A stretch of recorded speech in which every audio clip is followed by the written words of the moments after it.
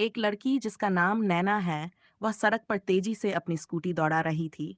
उसके पीछे बैठी एक और लड़की जिसका नाम श्रेया था, जो अभी अपनी तेज चलती सांसों को कंट्रोल करने की कोशिश में लगी थी। वह उस लड़की से पूछती है, नैना दी, हम कहाँ जा रहे हैं, वो भी इतनी जल्दी? प्लीज ये स्कूटी थोड़ा धीरे चलाए ना, मुझे डर लग रहा है। नैना बोली, थोड़ी देर चुप बैठ नहीं सकती तू? श्रेया बोली, पहले आप मुझे ये बताइए कि हम जा कहाँ रहे हैं। नैना बोली, तुझे पता है ना, आज मुझे देखने के लिए लड़के वाले आने वाले हैं।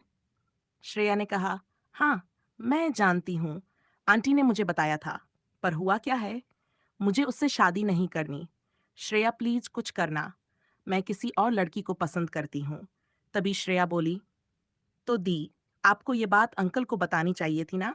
नैना कहती है, तुझे क्या लगता है मैंने कोशिश नहीं की है? मैंने पापा से बात की, पर पता नहीं आज जो मुझे देखने आने वाला है, उसने पापा पर क्या जादू किया है।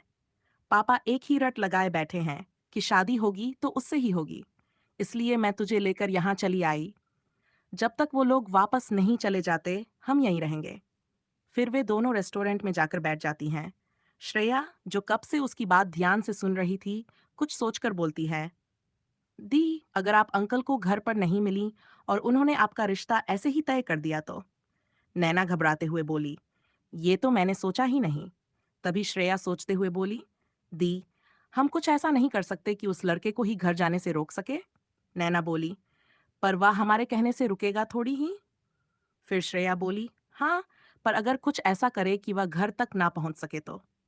पर इससे पहले आप मुझे उस लड़के के बारे में बताइए जिसे आप पसंद करती हैं। आपने उससे बात की इस बारे में कि नहीं? हाँ। नैना बोली, हाँ, मैंने बात की है उनसे, पर वह अभी यहाँ नहीं है, किसी मीटिंग के सिलसिले में बाहर गए हुए हैं। पर कल तक आ जाएंगे। फिर वह पापा से बात करने को भी आने वाले हैं। पर आज? तभी श्रेया ने कहा, हाय, आप तो शर्मा गई। ठीक है, अब बेफिक्र होकर घर जाए, मैं उसे रोकती हूँ। आप सिर्फ मुझे उसकी थोड़ी बहुत डिटेल दे दीजिए। फिर नैना उसे कुछ डिटेल देकर घर निकल जाती है। श्रेया अब उस लड़के को कैसे रोका जाए, यह सोचने लगती है। कुछ सोचकर वह स्कूटी की चाबी हाथ में घुमाते हुए रेस्टोरेंट से बाहर निकल जाती है। वो लोग 12 बजे घर आने वाले थे। अभी टाइम 9:30 हो रहा था। वह जल्दी से उस लड़के के घर की ओर निकल जाती है। रास्ते में वह सिग्नल पर अपनी स्कूटी रोकती है। वह मन में उस लड़के को रोकने के बारे में सोच रही थी, इसलिए उसका ध्यान रेड सिग्नल पर गया ही नहीं और उसने स्कूटी चालू कर दी। आगे एक ब्लैक कार से उसकी स्कूटी की टक्कर हो गई। उसके मुंह से सिर्फ एक शब्द निकला, ओ नो। उसने अपना सिर पीट लिया। दोनों अपनी गाड़ी साइड में लगा देते हैं।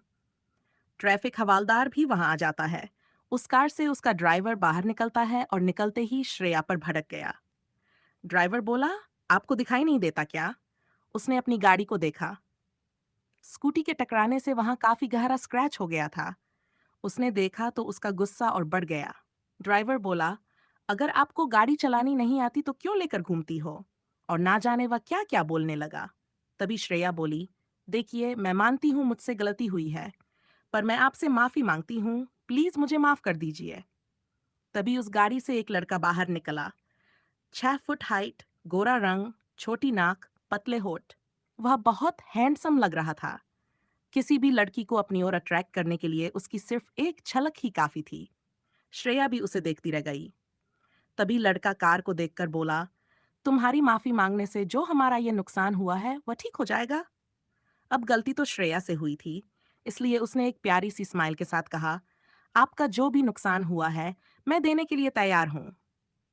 ड्राइवर बोला, तुम्हें पता भी है ये गाड़ी कितने की है? श्रेया कुछ नहीं कहती। तभी लड़का बोला, ठीक है, कितने दोगी तुम इस नुकसान की भरपाई के लिए? श्रेया मासूमियत से कहती है, जी काफी होंगे ना? वह लड़का उसकी बात सुनकर हंसने लग जाता है। उसकी हंसी मानो श्रेया को चुभ रही थी। उसे लग रहा था जैसे वह उसकी इस बात का मजाक बना रहा हो। श्रेया गुस्से से कहती है, 5,000 में तुम्हारा यह स्क्रैच ठीक हो जाएगा ना? इसमें इतना हंस रहे हो? तुम्हें और ज्यादा चाहिए क्या? लड़का ड्राइवर से बोला, चाचा, आपको क्या लगता है 5,000 में हमारा स्क्रैच ठीक हो जाएगा? उसने 5,000 पर कुछ ज्यादा ही जोर डाला। ड्राइवर श्रेया से बोला, तुम्हें पता भी है ये गाड़ी कितनी महंगी है और तुम 5,000 दोगी, इसमें क्या होगा? श्रेया बोली, देखिए, आपका जितना भी खर्चा होगा, मैं देने के लिए तैयार हूँ। आप मुझे बताइए कितने होंगे? लड़का बोला, तुम सच में देना चाहती हो? श्रेया ने हाँ में गर्दन हिला दी। लड़का बोला, ठीक है, अपना फोन दो। श्रेया बोली, क्यों? मैं आपको पैसे देती हूं ना। उसने अपना पर्स देखा। वह सुबह नैना के साथ जल्दी आने के चक्कर में अपना पर्स लाना भूल गई थी। अब उसने अपना सिर पकड़ लिया। वह लड़का मुस्कुराते हुए बोला, क्या हुआ? श्रेया बोली, क्या आप थोड़ी देर वेट कर सकते हैं? मैं अभी मेरी दी को पैसे लेकर बुलाती हूँ। लड़का बोला, मेरे पास फालतू टाइम नहीं है बर्बाद करने को। लड़का ड्राइवर से बोला, गाड़ी निकालो, हमें देर हो रही है।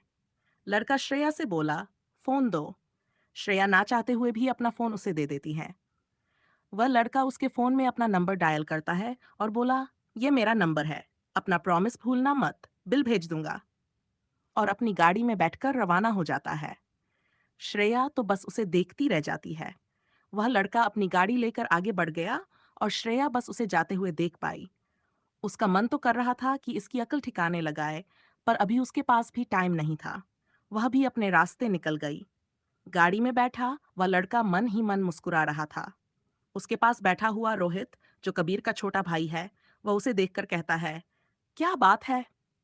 KRR ग्रुप ऑफ कंपनी का मालिक कबीर खुराना, जो अपने खड़ूस लुक के लिए फेमस है, वह हंस रहे हैं, वो भी अपनी फेवरेट गाड़ी के एक्सीडेंट होने पर। आपकी फेवरेट गाड़ी का एक्सीडेंट हुआ है, इसलिए आपको कोई सदमा तो नहीं लग गया ना? रोहित बोला, चाचा, मुझे लगता है हमें गाड़ी हॉस्पिटल की ओर ले जानी चाहिए। तभी उसके सिर पर एक चपत लगाते हुए कबीर कहता है, चुप कर, वरना मार खाएगा। रोहित बोला, भाई सच बताना, क्या आपको वह लड़की पसंद है? कबीर उसे घूरते हुए कहता है, ये क्या बकवास है? अपना ये दिमाग ना तू काम में लगाया कर। रोहित, भाई सच बोल, अगर ऐसा कुछ है तो आप मुझे बता सकते हो। मैं जानता हूँ, मैं छोटा हूँ, पर मैं इसे अच्छे से हैंडल कर लूंगा।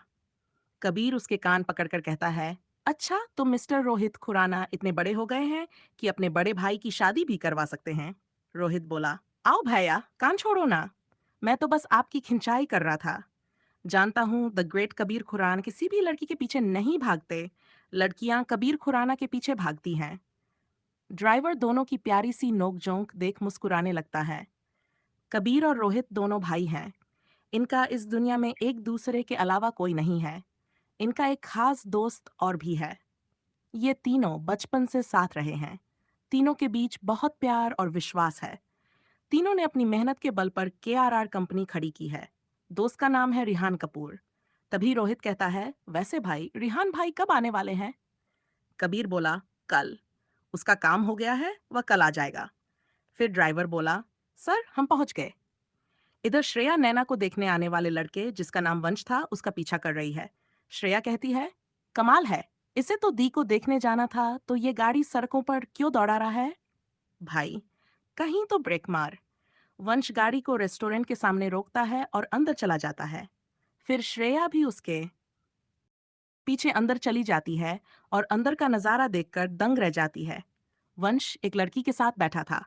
वह लड़की बहुत रो रही थी और वंश शांति से उसे देख रहा था। वंश कहता है, देखो इसिका, अब कुछ नहीं हो सकता। मैंने फैसला ले लिया है। मैं शादी कर रहा हूँ अपनी माँ बापा की पसंद की लड़की से। हमारे बीच जो भी था, अब खत्म हो गया। तभी इसिका बोली, इतनी आसानी से सब खत्म कैसे कर सकते हो तुम? तुम तो मुझे प्यार करते थे ना? तो फिर क्यों कह रहे हो? मेरे साथ ऐसा क्यों कर रहे हो तुम? मैं तुम्हारे बिना नहीं जी सकती। प्लीज मुझे छोड़कर मत जाओ। वंश बोला, इसिका, तुम समझ नहीं रही हो। मेरे घर वाले तुम्हें कभी स्वीकार नहीं करेंगे। हमें अलग होना ही होगा। प्यार तो मैं भी तुमसे करता हूँ, पर मैं अपने परिवार के खिलाफ नहीं जा सकता। और तुम जानती हो ना, माँ ने कैसे खुद को मारने की कोशिश की थी? अगर मैंने उनकी पसंद की लड़की से शादी नहीं की तो वह खुद को ठेस पहुंचा सकती हैं, और मैं ये बिल्कुल नहीं चाहता। इसिका बोली, प्लीज एक बार फिर बात करते हैं ना, मैं भी चलती हूँ तुम्हारे साथ। दोनों मिलकर उन्हें मनाएंगे। वंश उदास होकर बोला, मैंने बात कर ली है, कोई फायदा नहीं। श्रेया ये सब सुन रही होती है। तभी श्रेया बोली, ओ माय गॉड, यहाँ तो कुछ अलग ही सीन चल रहा है। चलो, मुझे अब ज्यादा मेहनत करने की जरूरत नहीं पड़ेगी। वह उन लोगों की ओर आगे बढ़ जाती है। तभी श्रेया कहती है, can I help you? Vansh बोला, sorry, who are you? Shreya बोली, ओह, मैंने तो अपना इंट्रोडक्शन दिया ही नहीं। Hi, I am Shreya, Shreya Kapoor. वह दोनों एक दूसरे को देखने लग जाते हैं। श्रेया बोली, अरे दिमाग पर जोर मत डालिए, हम पहली बार मिल रहे हैं। वंश बोला, देखिए प्लीज, हम पहले से ही परेशान हैं, आप हमें और परेशान मत करिए। श्रेया बोली, पर मेरे पास तुम्हारी परेशानी का हल है। तभी इसिका ने कहा, वह कैसे? और आपको क्या पता हमारी परेशानी क्या है? श्रेया बोली, क्या फर्क पड़ता है मुझे कैसे पता? आपको तो सॉल्यूशन से मतलब है ना? वंश बोला, और कैसे करोगी तुम हमारी हेल्प? तभी श्रेया उन दोनों को कुछ बताती है। दोनों उसकी बात सुनकर खुश हो जाते हैं। वंश खुश होकर बोला, थैंक यू सो मच। तुम्हें पता नहीं तुमने हमारी कितनी बड़ी हेल्प की है। हम सच में एक दूसरे के बिना नहीं रह सकते। तुमने आज 3-3 जिंदगियां बचा ली। श्रेया बोली, थैंक यू की कोई जरूरत नहीं है, बस शादी में बुला लेना खाना खाने। वंश बोला, या of course, and thanks again. इसिका भी उसे थैंक यू कहती है और वो लोग वहां से घर के लिए निकल जाते हैं। श्रेया भी सीधे घर जाकर नैना के पास जाती है और उसे बताती है कि वो लोग नहीं आने वाले। नैना खुशी से उसे गले लगा लेती है। दोनों नाचने लग जाती हैं। फिर नैना की माँ कमरे में आकर कहती हैं, क्या कर रही हो तुम दोनों? जल्दी तैयार हो जाओ, मेहमान आने वाले हैं। वो दोनों एक दूसरे को देखकर हंसने लग जाती हैं। श्रेया धीरे से कहती है, अब इनको क्या पता कि हमने उनके आने वाले मेहमान को पहले ही रिटर्न टिकट पकड़ा दी है। फिर मासूम सी सूरत बनाकर कहती है, आंटी जी, मैं भी कब से इन्हें यही समझा रही हूँ कि शादी में अभी देर है, पर यह तो अपने सया जी को देखने के लिए बड़ी उतावली हुई जा रही है। नैना की माँ सुलेखा बोली, क्यों, तू मेरी बेटी की टांग खींच रही है? श्रेया बोली, क्या आंटी, क्या करूं, अभी नहीं करूंगी तो कब करूंगी? फिर दोनों गले लग जाती हैं। सुलेखा जी उन दोनों को जल्दी तैयार होने का बोलकर नीचे आने को कहती हैं। तभी नैना बोली, वैसे श्रेया, तूने ये कैसे किया? श्रेया बोली, कहानी छोटी सी है, पर अभी सुनाने का टाइम नहीं है, शाम को बताती हूँ। अभी आप तैयार हो जाए। फिर थोड़ी देर बाद वरुण, नैना का छोटा भाई, कमरे में आता है और कहता है, दी, लड़के वाले आ गए। दोनों एक झटके से उसे देखती हैं। श्रेया बोली, वरुण, तुझे कोई गलतफहमी तो नहीं हुई है ना? कोई और आया होगा। वरुण बोला, श्रेया दी, मैं उन लोगों से पहले भी मिल चुका हूँ, मुझे पता है वही हैं। क्या आप भी ना? जल्दी नैना दी को लेकर नीचे आइए, सब इंतजार कर रहे हैं। और वह नीचे चला जाता है। नैना बोली, तूने तो कहा था कि वह नहीं आएगा, फिर कैसे आ गया?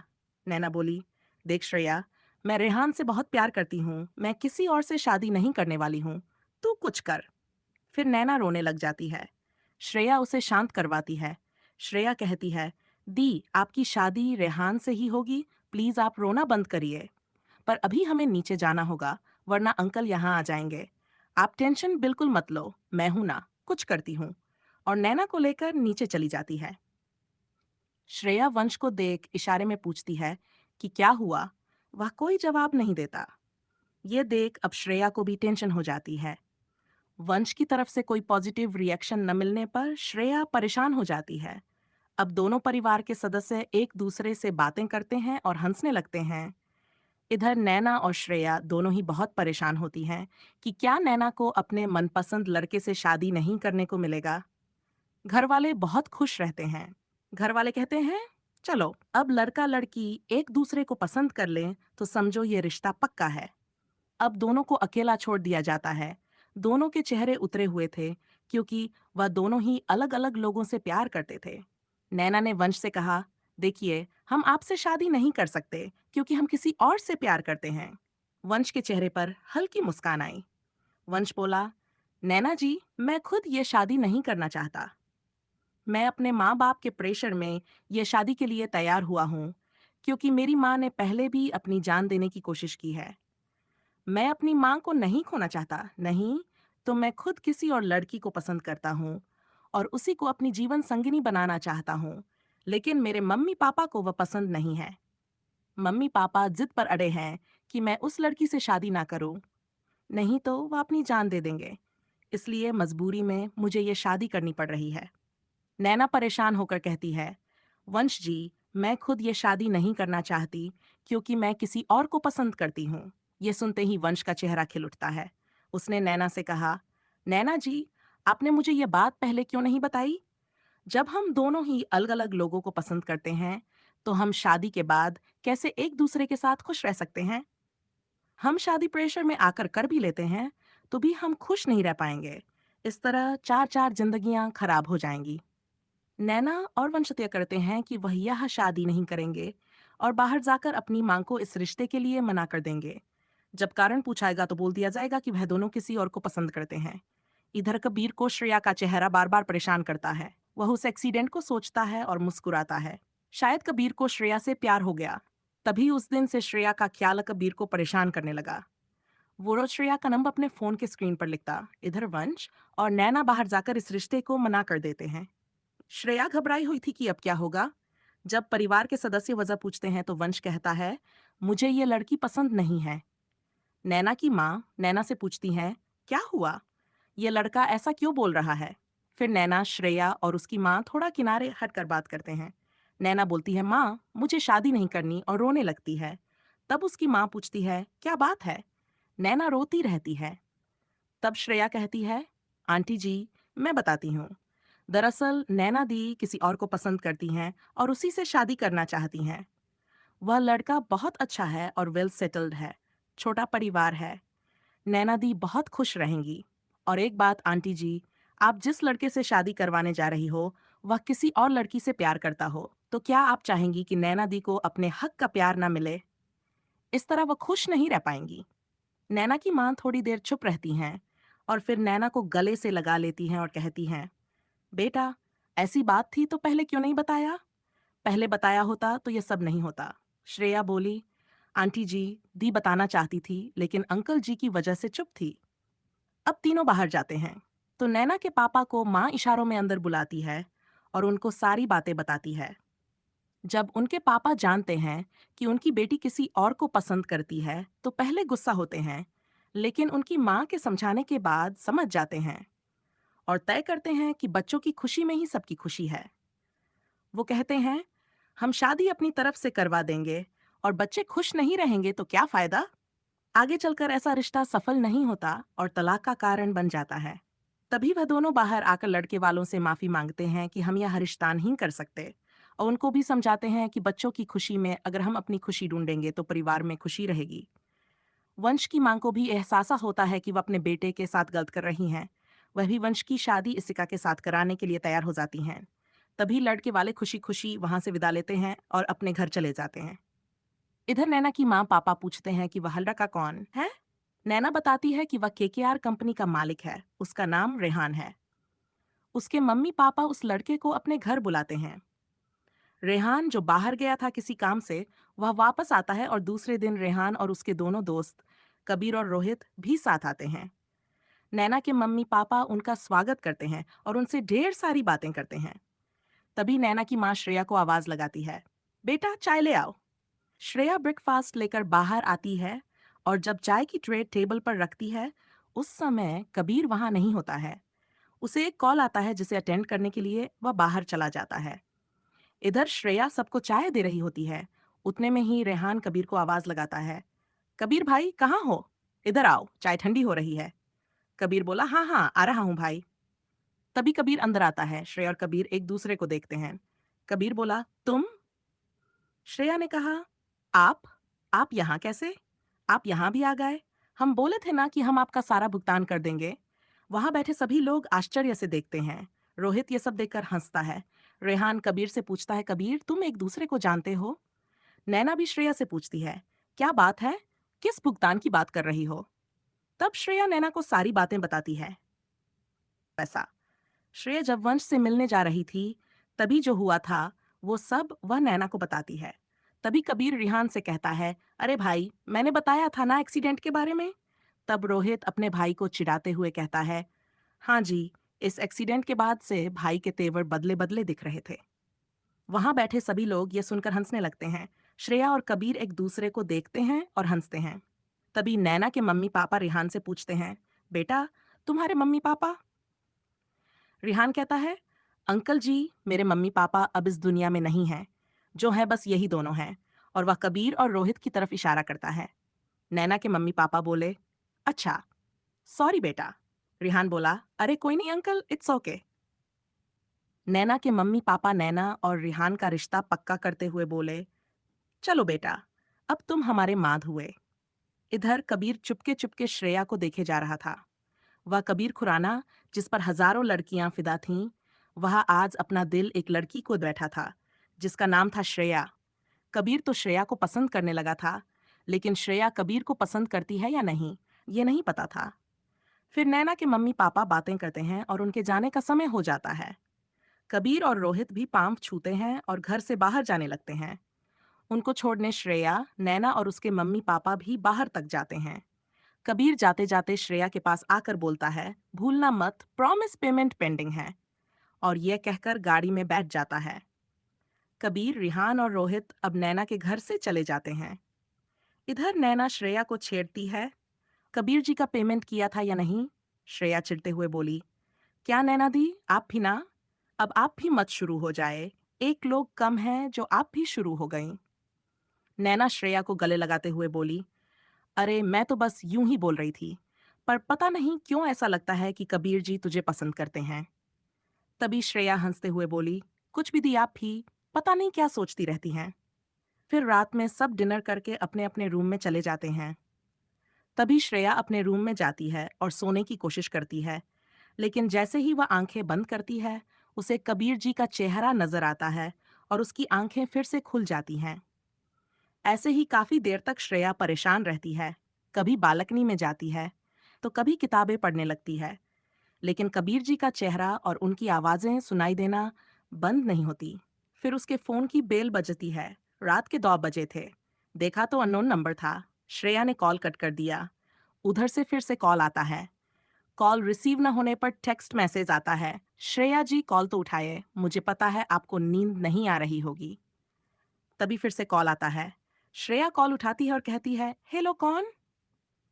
उधर आवाज आती है, अरे बड़ी जल्दी भूल गई, आप तो अभी दिन में ही मिले थे। फिर श्रेया बोली, अच्छा कबीर जी, इतनी रात को कैसे याद किया? कबीर बोला, अरे बस नींद नहीं आ रही थी, तो हम सोचे लाओ आपको फिर से याद दिला देते हैं। फिर श्रेया और कबीर काफी देर तक बातें करते हैं। बात करते करते दोनों को नींद आने लगती है। श्रेया बोली, ठीक है कबीर जी, चलिए अब सो जाए, गुड नाइट। ऐसे ही कुछ दिन तक उन दोनों की बातें होती हैं। वे दोनों अब एक दूसरे को काफी हद तक जानने लगे थे। श्रेया को भी कबीर का साथ अच्छा लगने लगा था। जिस दिन उन दोनों की बात नहीं होती थी, दोनों ही अजीब सा महसूस करते थे। वो दोनों एक दूसरे को काफी पसंद करने लगे थे। श्रेया भी शायद अब कबीर को पसंद करने लगी थी। धीरे धीरे करके रिहान और नैना की शादी का दिन करीब आ गया। जैसा कि नैना के पापा ने कहा था कि शादी एक ही जगह होगी और उनके सारे फंक्शन साथ में मनाए जाएंगे। इस हिसाब से अब रिहान, कबीर और रोहित अब नैना के घर आ जाते हैं। धीरे धीरे सारी तैयारियां शुरू हो जाती हैं। कबीर और श्रेया भी एक दूसरे के साथ काफी टाइम स्पेंड करने लगते हैं। एक दिन कबीर सोचता है कि अब मुझे श्रेया को प्रपोज करना होगा। फिर कबीर एक दिन रोहित की हेल्प से ऊपर टेरेस की डेकोरेशन करवाता है और सारे अरेंजमेंट्स करता है, जिससे वह अपने दिल की बात श्रेया को बता सके। इधर नैना श्रेया को ऊपर टेरेस पर लेकर जाती है। वहां वह पहुंचकर यह सब देखती है और सरप्राइज्ड हो जाती है। तभी कबीर अपने हाथों में गुलाब का गुलदस्ता लेकर आता है और अपने घुटनों के बल बैठकर श्रेया को प्रपोज करता है। कबीर बोला, I just only tell one thing, I love you so much from the first day of our meeting dot. Shreya ये सब देखकर डर जाती है कि वह क्या कहे। फिर कबीर कहता है, श्रेया, मैं तुम्हें अपनी जीवन संगिनी बनाना चाहता हूँ और यही हमारा बजट है जिसे तुम्हें पूरा करना है। श्रेया बोली, कबीर जी ये सब क्या है? हमारे बारे में दी और जीजू क्या सोचेंगे? तभी पीछे से सारे घर वाले आ जाते हैं। नैना के पापा बोले, बेटा, कोई कुछ नहीं सोचेगा, हमें सब पता है। कबीर ने मुझे पहले ही बता दिया था और तुम्हारा हाथ हमसे मांग लिया था। फिर श्रेया शर्माते हुए हाँ में सिर हिलाते हुए स्माइल करती है। ये देखकर कबीर ने श्रेया को अपनी गोद में उठा लिया और घुमाने लगा। फिर नैना के पिता बोले, चलो अब एक पंथ दो काज हो जाएगा। फिर शादी की खुशी दोगुनी हो गई। फिर कबीर और रिहान की शादी हो गई दोनों बहनों के साथ और उनका प्यार भी सक्सेसफुल हो गया। यदि आपको ये कहानी पसंद आई हो तो कृपया इसे लाइक करें, अपने मित्रों के साथ साझा करें और ऐसी ही और रोचक कहानियों के लिए हमारे चैनल को सब्सक्राइब करना ना भूलें। आपका एक लाइक हमें और भी बेहतर कहानियाँ बनाने की प्रेरणा देता है।